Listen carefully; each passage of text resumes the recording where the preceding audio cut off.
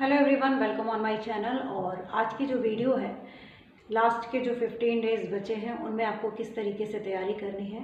तो सबसे पहले मैं अपना परिचय दे दूं। मेरा नाम सपना मिश्रा है और सीटेट पेपर की तैयारी जो है मेरे चैनल पे चल रही है, जिसमें हम लोग अभी लाइव क्लासेस में क्लास 7th की एनसीईआरटी और 8th की एनसीईआरटी देख रहे हैं। ये लास्ट के दिनों में मैंने इसलिए जानबूझ के रखा था एनसीईआरटी, ताकि साइंस के जो कॉन्सेप्ट है ना वो आपके एक तरीके से रिवीजन होंगे। साथ साथ आपके रिवीजन के साथ साथ अगर आपने कॉन्सेप्ट अभी तक नहीं पढ़ा है किसी भी तरीके से, तो अगर वो लाइव क्लासेस 1 घंटे की होती हैं जिसको कर लेते हैं, तो आपका साइंस का जो कॉन्सेप्ट वाला क्वेश्चन आता है, मेनली साइंस जो है या सबके जो सब्जेक्ट वाले चीज़ें हैं वो कॉन्सेप्ट बेसिस होते हैं, ठीक है। तो आप उनको आसानी से कर पाएंगे।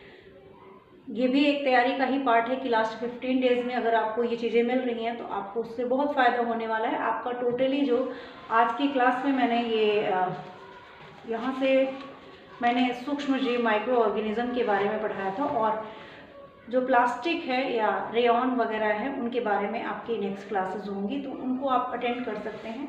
साथ साथ जो 15 दिन हैं आपके पास, तो उन 15 दिनों में किस तरीके से अपनी पढ़ाई को करनी है। अगर हमारी तैयारी थोड़ी आप पहले से पढ़ाई कर रहे होंगे, लेकिन अगर बिल्कुल भी नहीं पढ़ाई की है, फिर भी आप किस तरीके से अपने पेपर में सीटेट पेपर 2 में ख़ास तरीके तौर से मैं कहना चाहूँगी कि ये पेपर इतना इजी नहीं आता है। पिछले बार जितने लोगों ने फॉर्म भरा था उनमें से बहुत कम जो लोग थे वो पास हो पाए थे। ये मैं कोई डराने के लिए नहीं कह रही हूँ, इसलिए कह रही हूँ क्योंकि जो समय है उसमें डबल एनर्जी के साथ आप लोग लग जाइए। अगर मैं ये यहाँ पे कह दूँ कि पेपर 2 बहुत इजी है, तो इससे आपका मोटिवेट इसमें आपको होपलेस होने की ज़रूरत नहीं है कि नहीं हो पाएगा। मैं वही तरीका बताने जा रही हूँ कि कैसे होगा। और अगर आपने पहले से पढ़ाई की है तो आपको समझ में आ गया होगा कि मेरी इतनी तैयारी है और मेरा निकल जाएगा, ठीक है। तो ये चीज़ है कि पेपर 1 से पेपर 2 टफ है और उसमें कॉन्सेप्ट वाली समझ वाली चीज़ों की समझ की ज़रूरत है। आपका कॉन्सेप्ट क्लियर होगा तभी पेपर 2 क्लियर होगा। सीधी सी बात है, चाहे वो सीडीपी हो, इंग्लिश हो, हिंदी हो। हाँ, ट्रिक की 15 दिनों में क्या क्या आपको करना है और क्या नहीं करना है, किन चीज़ों से बिल्कुल बच के रहिएगा, वो चीज़ें मैं आपको बताने वाली हूँ। तो सबसे पहली बात, अगर आपके पास नोट्स नहीं है, अभी तक नोट्स नहीं है, बनाए नहीं हैं, तो नोट्स बनाने के चक्कर में अभी मत पढ़िएगा। कहीं से मिल जाए उसको पढ़ लीजिए, या मैं लाइव क्लासेस जो पढ़ा रही हूँ वहाँ से कर लीजिए। दूसरा, मैं साइंस के लिए अगर बोलूँ, साइंस या सोशल साइंस दोनों ही, तो एनसीईआरटी की बुक होती है, उसमें पहले मैं नोट्स की बात ही कर रही हूँ कि अगर आपके पास साइंस के या सोशल साइंस की नोट्स नहीं है तो आपको क्या करना है। शॉर्ट ट्रिक है, ये जो बुक होती है ना, इसके पीछे में मैं दिखा रही हूँ आपको, ये जो बुक होती है एनसीईआरटी की, इसमें ना बीच में चैप्टर के लास्ट में दिया होता है आपने क्या सीखा, यानी ये पूरे चैप्टर की जो होती है वो समरी होती है। तो अगर आप पूरी बुक नहीं पढ़ पाते हैं, मेरी क्लासेस से पढ़ेंगे तो आपको दोनों ही चीज़ तरीके से मैं कंप्लीट करा रही हूँ और ये हो जाएगा, कॉन्सेप्ट भी समझ में भी आ जाएगा और आपकी तैयारी भी हो जाएगी। लेकिन अगर आप सेल्फ स्टडी कर रहे हैं, बिल्कुल भी कहीं से कुछ मतलब कहीं और से फॉलो कर रहे हैं, तो कोई दिक्कत नहीं है। आप आपने क्या सीखा जो समरी है एनसीईआरटी के बुक में, कोई नोट्स लिखने की ज़रूरत नहीं है, बस उसको उठाइए और यहाँ से लाइन से चैप्टर वाइज पढ़ना स्टार्ट कर दीजिए। वो काम कर लेंगे तो आपका जो साइंस है या सोशल साइंस है, दोनों की ही बात कर रही हूँ, दोनों में आपका हो जाएगा। और अगर थोड़ा सा हो सके समय देके, कम से कम आप आधा 1 घंटा, जो भी आपको समय लगता है, 1 घंटा अपने सब्जेक्टिव पे ज़रूर दीजिएगा, क्योंकि कॉन्सेप्ट से पेपर आएंगे। वहाँ आपका तुक्का तो तब होता है ना कि जब आपका पेपर बिल्कुल फंस गया है, तो तुक्के पे इस तरीके से मत जाइएगा। 1 सेकेंड और क्या करना है, देखिए 5 सब्जेक्ट है, पाँचों सब्जेक्ट के बारे में मैं बताने वाली हूँ कि 15 दिन में आपको क्या करना है। साइंस या सोशल साइंस के लिए बता रही हूँ, इसमें एनसीईआरटी के पीछे जो समरी होती है वहाँ से आप पढ़ लीजिए। पूरा आपको समरी समझ में आ जाएगा, छोटे छोटे लाइन में पॉइंट्स में दिए हुए हैं। तो नोट्स लिखने की गलती मत करिएगा कि अभी पूरा बुक पढ़ें और उसके नोट्स बनाएं, बिल्कुल मत बनाइएगा, ये वो समय नहीं है, क्योंकि अदर 5 सब्जेक्ट में और भी बहुत सारी चीज़ें आपको करनी पड़ेंगी।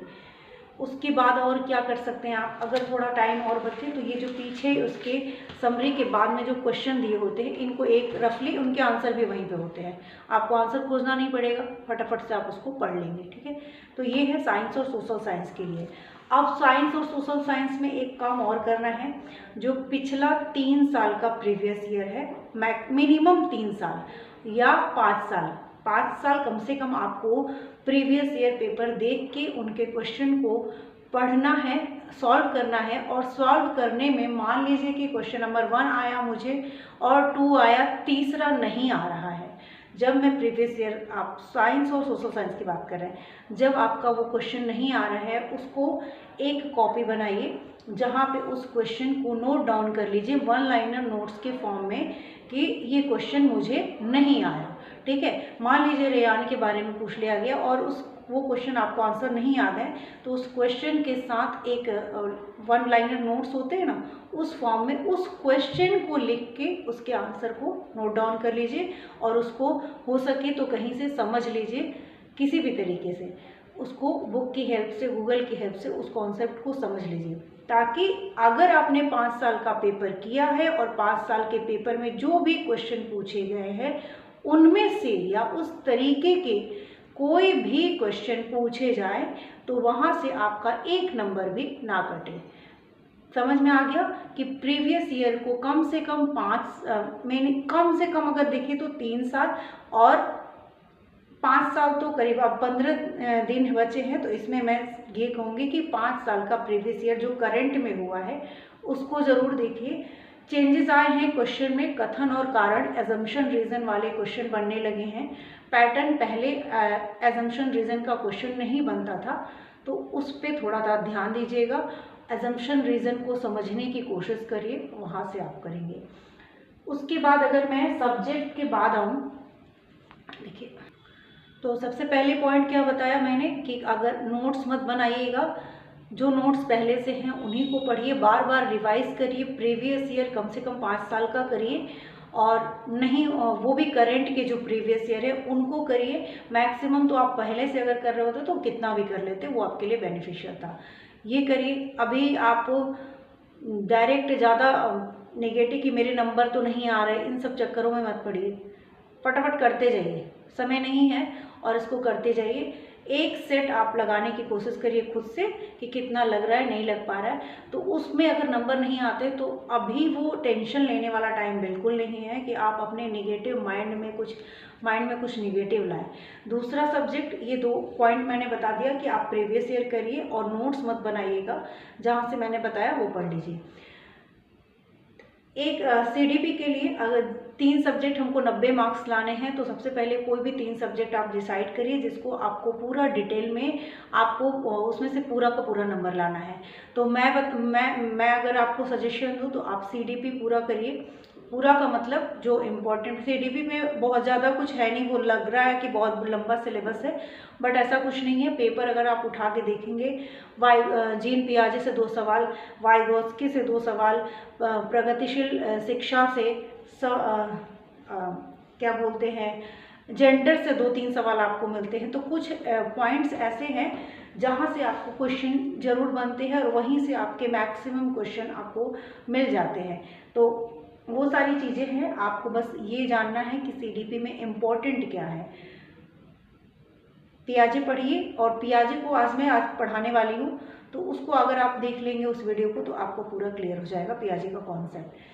जब भी पढ़ा करिए कोई भी कॉन्सेप्ट, चाहे पियाजे हो, वाइगोत्स्की हो या कोई भी, उनके डिटेल में जाइए, क्योंकि आजकल जो पेपर बन रहे हैं उसमें सिर्फ स्टेजेस या ऊपर से क्वेश्चन नहीं पूछे जा रहे हैं, उसमें स्टेप के अंदर, स्टेजेस के अंदर जो स्टेजेस हैं उनसे क्वेश्चन बन रहे हैं। तो अगर आप पूरा टॉपिक नहीं पढ़ेंगे, डिटेल में नहीं पढ़ेंगे उस चीज़ को, टॉपिक थोड़े ही पढ़िए लेकिन उन सारे टॉपिक को डिटेल में पढ़िए, ठीक है, ताकि आपके वहाँ से क्वेश्चन आने हैं तो अगर आपको आता है तो आता है, यहाँ से कोई भी प्रश्न पूछा जाएगा तो आपका छूटेगा नहीं।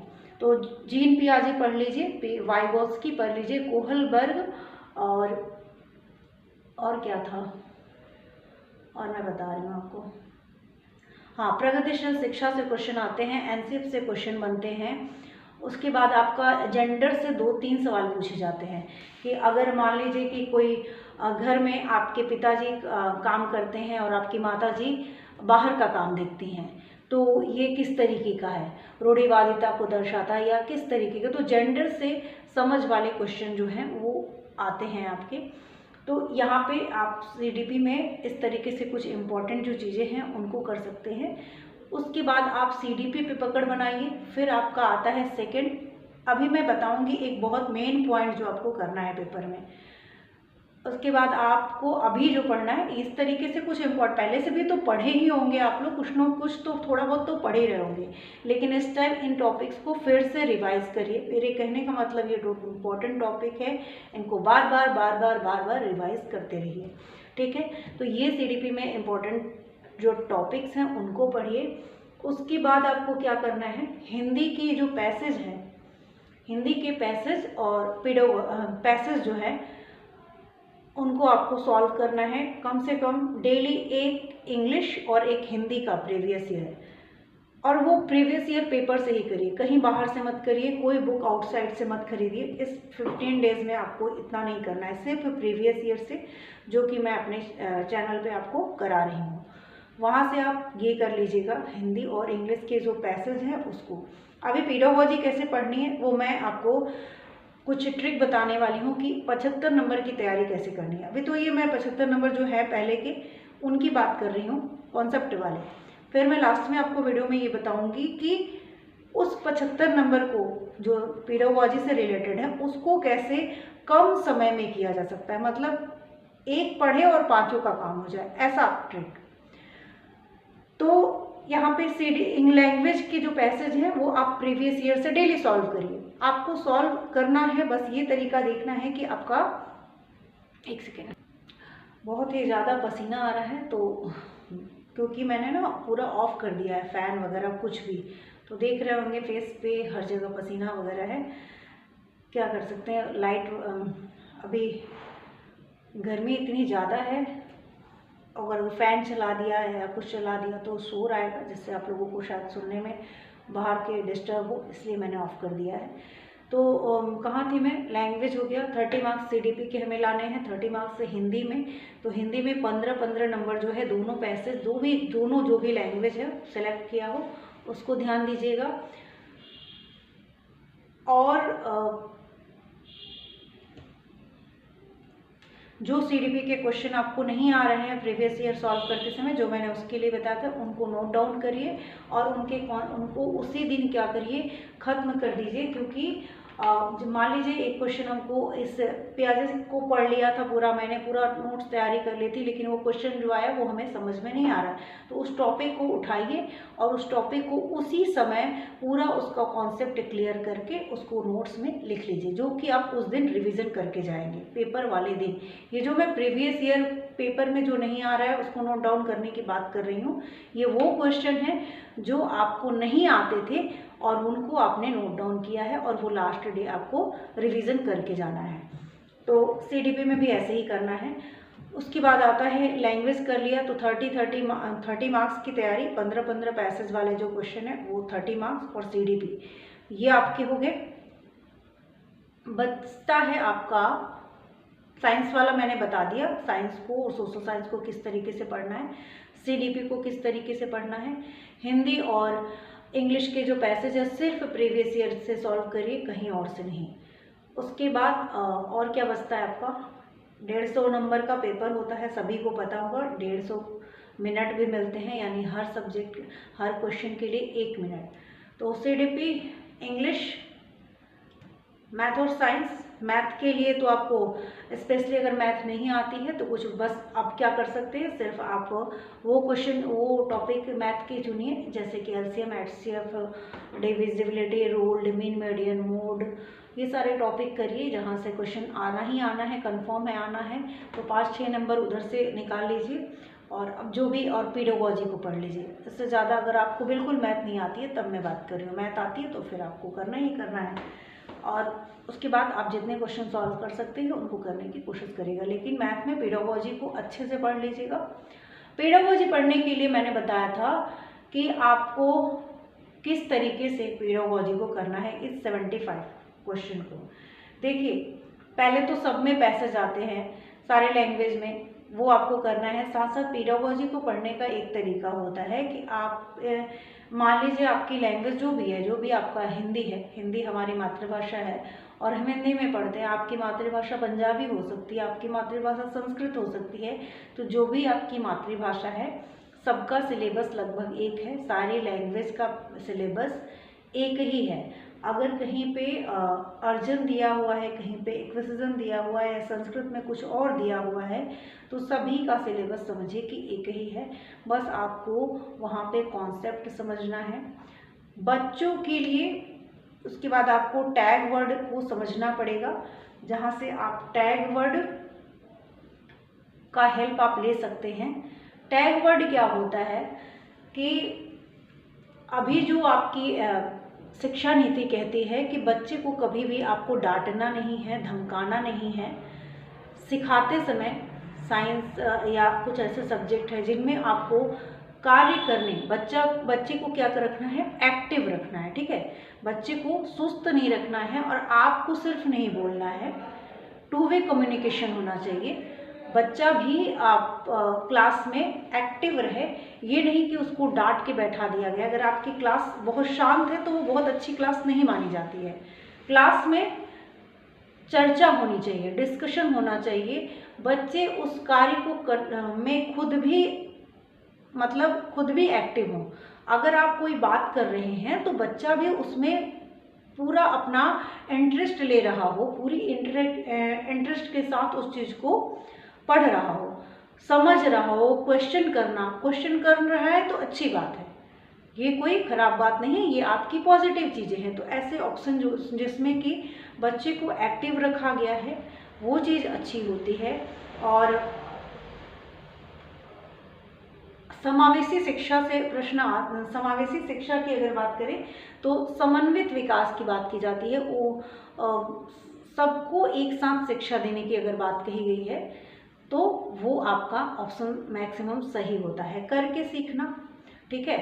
डांट के किसी को सिखाना ये निगेटिव टैग वर्ड है, कभी भी ये सही नहीं हो सकता है।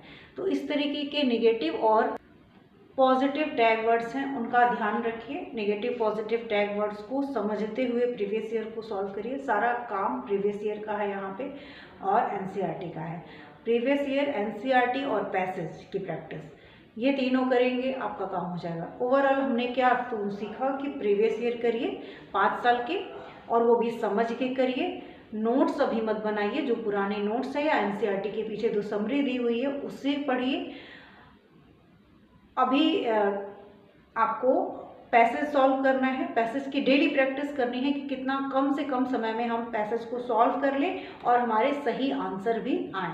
इतना करिए, ये करना है, करना तो पड़ेगा ये, और ये हो सकता है। अभी मैं ये नहीं कहूँगी कि आप बैठ के अभी बुक पढ़िए और नोट्स बनाइए। हमारे लाइव क्लासेस से आपको समझ में 1 घंटे में आ जाएगा। तो चैप्टर हो ही रहे हैं, उनको आप देख सकते हैं।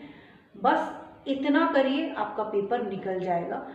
टैग वर्ड का हेल्प, टैग वर्ड वाले जो वीडियोस हैं ना, उनको एकदम लास्ट में देखिएगा, पहले आप इतनी तैयारी करिए, ठीक है। टैग वर्ड खुद ही आप निकाल लेंगे, जब प्रीवियस ईयर सॉल्व करेंगे तो आप खुद ही निकाल लेंगे। तो 5 साल की प्रीवियस ईयर आज 2024 से मैं शुरू कर रही हूँ। 2024 जो करेंट पेपर आप अभी आया था आपका, उसके मैं प्रीवियस ईयर आपको साइंस के, सोशल साइंस के, सीडीपी के सभी के 30 क्वेश्चन करके मैं आपको डालूंगी। तो आप उसको ज़रूर देखिएगा। उसको अव्वल लाइनर के फॉर्म में, मतलब जल्दी जल्दी वाले जो होते हैं, आपको समझ में भी आ जाए। सिर्फ कॉन्सेप्ट में क्लियर करूँगी वहाँ पे, और कॉन्सेप्ट क्लियर करूँगी, आंसर बताऊँगी, और वो एकदम फाइनल आंसर होंगे जो कि आपकी ऑफिशियल आंसर की से लिए गए हैं। तो किसी बुक में, बहुत सारी बुकों में ना गलत आंसर्स दिए गए हैं, तो उनको कभी भी आप उनसे मत देखिएगा। जो ऑफिशियल आंसर की है वहाँ से आप ज़रूर फॉलो करिए। और आप के लिए मैं वहाँ से डाल ही रही हूँ, तो 5 साल का पेपर इस 15 दिन के बीच में आपको मेरे चैनल पे मिल जाएगा। आज 2024 का मैं फिर से डालूंगी। पहले मैं पूरे ऑप्शन के साथ दे रही थी, अब डायरेक्ट आपको 1 लाइनर फॉर्म में दूंगी ताकि आपका रिवीजन हो जाए, ठीक है। तो ये चीज़ें हैं, पहले मैं पूरे ऑप्शन के साथ आपको समझा रही थी, अब मैं डायरेक्ट आंसर बताऊंगी और उसको एक्सप्लेन कर दूंगी। यहाँ से आप कर सकते हैं। अगर कोई दिक्कत हो, किसी भी तरीके की क्वेश्चन हो, तो क्वेरी हो, तो आप कमेंट बॉक्स में ज़रूर से कमेंट करिएगा। वीडियो अच्छी लगे तो चैनल को लाइक सब्सक्राइब शेयर करिएगा। कुछ ऐसे ही ट्रिक के साथ मैं आपसे फिर मिलूँगी और CDP के जो इम्पोर्टेंट चैप्टर हैं उनको मैं आपको करा दूँगी, ठीक है। मिलते हैं नेक्स्ट वीडियो में। Thank you.